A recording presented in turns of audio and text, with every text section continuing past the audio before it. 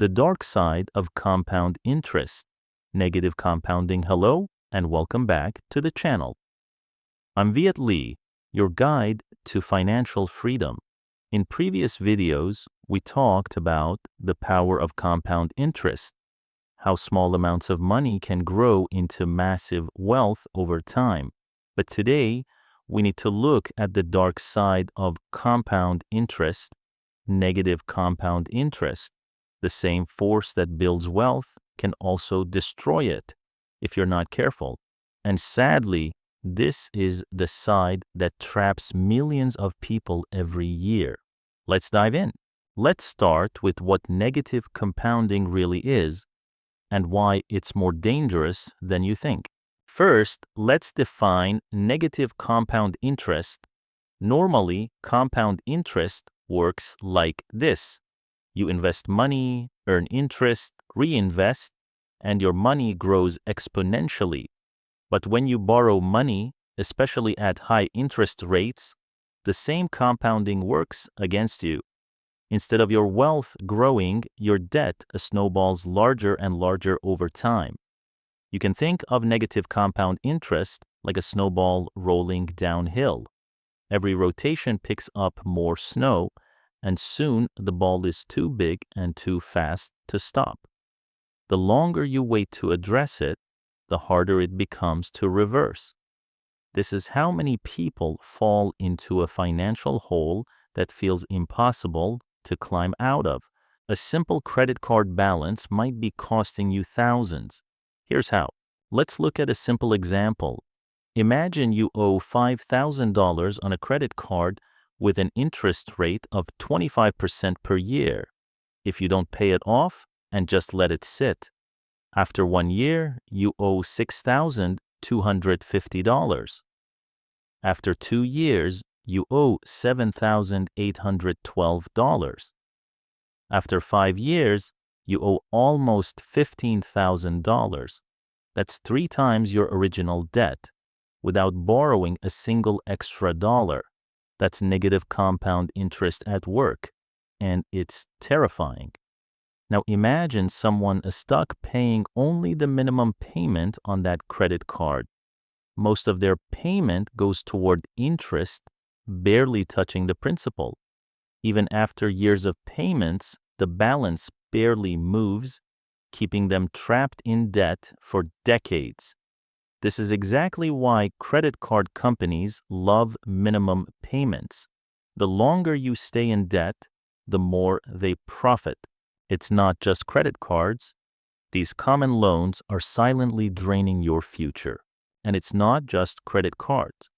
Other forms of bad debt include payday loans with insanely high interest, personal loans for unnecessary purchases, card loans with long terms, buy now, pay later services.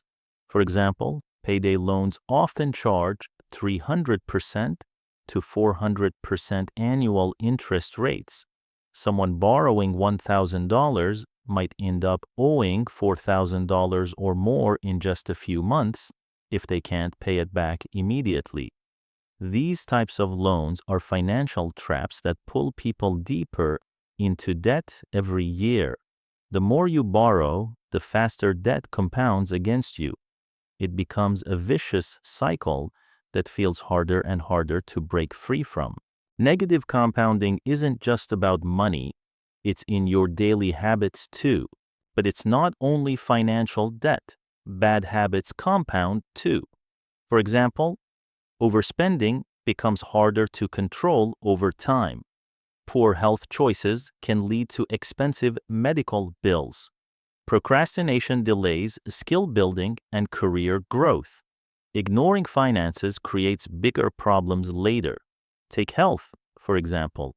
Eating fast food every day doesn't seem harmful in the short term, but after years, it leads to weight gain, high blood pressure, diabetes, and expensive medical bills. Just like financial debt, bad health habits snowball into bigger problems over time. Or procrastination.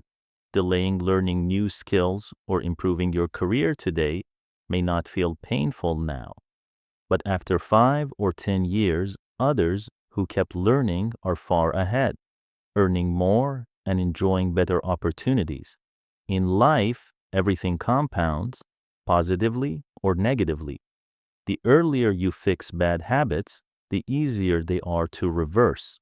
So how do you protect yourself from a lifetime of negative snowballs? Start with these moves. So how do you protect yourself from negative compound interest? Here are some key strategies. 1. Avoid high-interest debt completely. If you can't pay for something in full, ask yourself, do I really need this? Credit cards are useful tools only if you pay the full balance every month. 2. Build an emergency fund. Having 3 to 6 months of savings prevents you from using credit cards when unexpected expenses come up. For example, if you save just $50 a week into an emergency fund, in 1 year, you'll have $2,600 saved. That small cushion can protect you from falling into credit card debt when life throws surprises at you. 3. Track your spending. Use apps like Mint or YNAB. Know exactly where your money is going. Awareness is the first step to control. 4. Live below your means. Just because your income grows doesn't mean your spending should grow equally. Avoid lifestyle inflation. 5. Focus on increasing income, not just cutting expenses. The more you earn, the easier it is to pay off debt and build savings. 6. Pay off debt aggressively. Use strategies like the debt snowball or debt avalanche methods. Attack your highest interest debts first.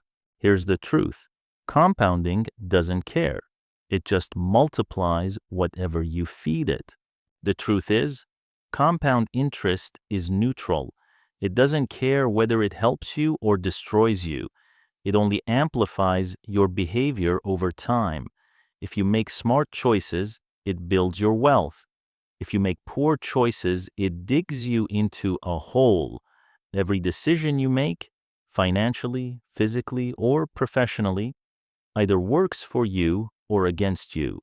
That's why it's so important to stay aware, intentional, and proactive. Take control now, because small steps today stop big disasters tomorrow. If you found this video helpful, make sure to like, subscribe, and turn on notifications so you never miss any future content. Remember, success isn't built overnight. It's created through small, consistent actions that compound over time in your wealth, your skills, and your life. Keep taking small steps forward, and your compound life will continue to grow. Thank you for watching. I'll see you in the next one.